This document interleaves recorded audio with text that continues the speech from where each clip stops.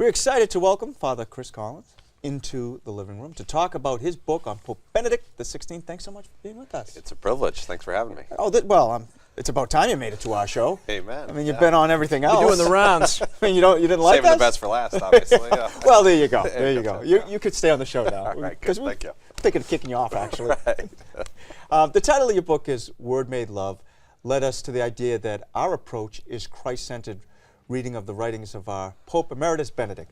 What was your objective in writing the book? Well, really to highlight, I was really surprised by his writings when I never really had read his stuff before he became Pope, and I started to read his homilies, and this is a common experience for a lot of people, and I was just struck by how he could, in such short, little, simple ways, just pack a real punch in the way he would describe the Christian mystery. And he talked right off the bat in his pontificate about how, Christianity is not about it's not primarily about rules to follow or ideas to just assent to, but it's about a person. It's about an encounter with Christ. That's the reality of the Christian mystery. And so if there's an encounter going on, then that means there's a couple of parties involved too. It's God speaking to humanity and humanity saying yes back to God.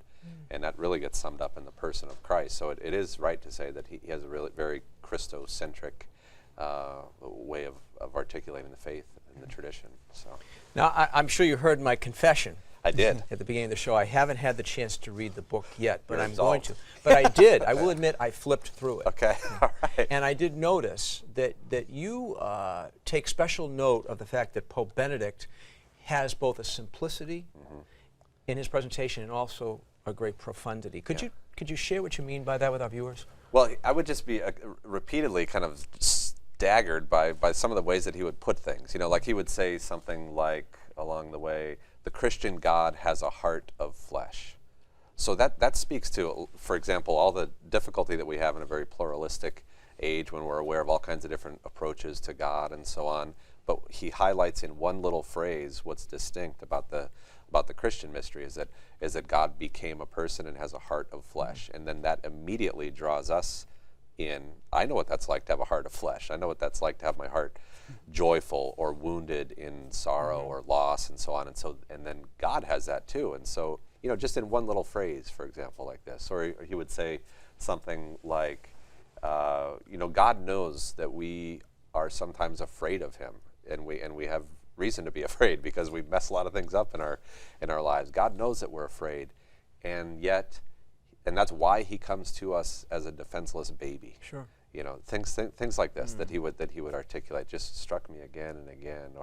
Or I was a couple of years ago. I was in Madrid for the World Youth Day, and his opening address to the young people, as you might remember, he said something like, "I know all you people are coming.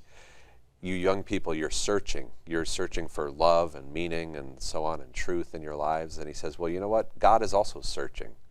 God is searching. He's looking for someone to speak with and to love."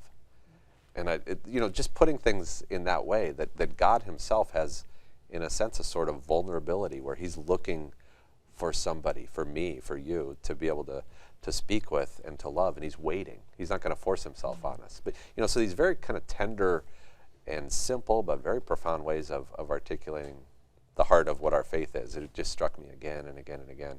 What's interesting too is, and you touched on it, is when people first found out that Cardinal Ratzinger was now going to be the new Pope, some of them were taken aback. They were actually afraid. Oh, yeah. Because he's a theologian and he was this very strict, they thought.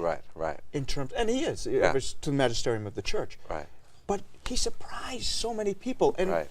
listening to you, Father, it affected you deeply when you started reading it. Oh, were yeah. you surprised how it affected you? Absolutely, because I had heard kind of the same stereotypes of him. He must be a real meanie, and real tough and cracking down on everybody. And honestly, I would just be more and more surprised the more I read of his stuff, going way back and all the way up to the present. I can't think of a theologian who articulates the Christian mystery more vulnerably, tenderly, pastorally. I honestly can't think of anybody that communicates things as tenderly as he does. So it really could not be farther from the truth, that stereotype. And it's kind of strange, actually, the way that stereotype emerged. But when you start to actually read his stuff, you can't help but be drawn in. Was it hard to write the book? Yes. It was. Because it's a difficult thing. Because first of all, you have to cull through all the material and decide what to take out of it. Right. Well, it was my dissertation. I was working on my doctorate here at Boston College, and so this was the topic that I had freely chosen to get into. So it's a kind of a slog to get through it. But I thank God that I chose him as my subject, because I know some people, when they're doing their dissertation, they get really pretty tired of their content that they're exploring, but not in this case. I mean, you just continue to be like that kind of freshness. That's another aspect of the Christian mystery that we're aware of. There's something simple but fresh. It's always life-giving when we're really encountering the tradition and the heart of the gospel and the person of Christ. So there's always something to kind of lift you up again, and that's certainly the way he communicates. Sure. That's all he's trying to do, is to communicate what the tradition really is.